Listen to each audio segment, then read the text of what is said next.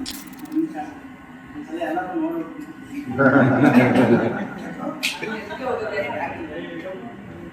ನಾನು ಇಲ್ಲಿ ಬಂದಿರೋದು ಈ ರಿಗ್ರೆಟ್ ಯಾಕೆ ಬಂದಿರೋ ಕಾರಣ ಅಂದ್ರೆ ಒಂದು 20% ಮಹೇಶ್ ಸರ್ ಬಟ್ 80% ನಿಮ್ನೆಲ್ಲ ನೋಡಕ್ ಬಂದಿನಿ ನಾನು ಅಂದ್ರೆ ಅವ್ರು ಹೇಳಿದ್ರೆ ಅಂದ್ರೆ ಆಲ್ರೆಡಿ ಭಾಳ ಬಟ್ ನಮ್ಗೆ ನೋಡ್ಬೇಕಾಗಿತ್ತು ಅಂದ್ರೆ ಪಾಸಿಟಿವ್ ಪೀಪಲ್ಸ್ ನೋಡ್ಬೇಕಾಗಿತ್ತು.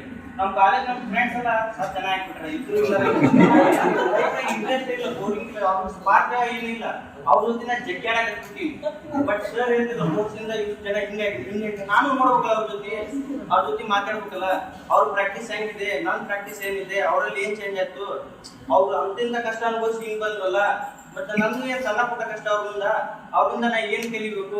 ಅಂಕಲ್ ಅವ್ರು ನೋಡಿದ್ರೆ ಅವರು ನಿಮ್ಗೆಲ್ಲ ಆಲ್ರೆಡಿ ಮನಿ ಇದೆ, ಲೈಫ್ ಸೆಟ್ಲ್ ಆಗೈತಿ, ಮದುವೆ ಆಗಿದೆ, ಮಕ್ಕಳಿದೆ, ಆದ್ರೂ ನೀವೇನೋ ಹುಡುಕಿ ಆಗ್ತಿದ್ರಲ್ಲ. ನನ್ಗಿನ ನಾವೆಲ್ಲ ಬರೇ ಮನಿ ಸೆಟ್ಲ್ಗೋಸ್ಕರ ನೋಡ್ತೀವಿ, ಇದು ಏನೋ ಹುಡುಕಾಡಕತ್ತಿರಲ್ಲ. ಸೊ ನಾ ನಿಮ್ಮಿಂದ ಕಲಿಯೋಕ್ಕೋಸ್ಕರ ಇಲ್ಲಿ ಬಂದೆ.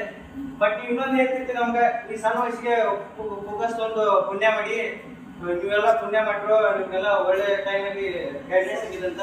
ಬಟ್ ನನಗೇನು ಅನ್ಸುತ್ತೆ ಅಂದ್ರೆ ನೀವು ನೋಡಿ ಹೊಟ್ಟೆ ಕಿಚ್ಚಾಗುತ್ತೆ. ಯಾಕಂದ್ರೆ ನಿಮ್ಮ ಮಕ್ಕಳು ನೋಡಿ ಹೊಟ್ಟೆ ಕಿಚ್ಚಾಗುತ್ತೆ ಅಂದ್ರೆ ಯಾಕಂದ್ರೆ ನಿಮ್ಮಂತ ಒಳ್ಳೆ ಇಂಥ ಸ್ಪಿರಿಟ್ ಇರೋ ಪೇರೆಂಟ್ಸ್ ಸಿಕ್ತಲ್ಲ, ಆ ಮೈಂಡ್ ಸೆಟ್ ಇರೋ ಪೇರೆಂಟ್ಸ್ ಸಿಕ್ತಲ್ಲ,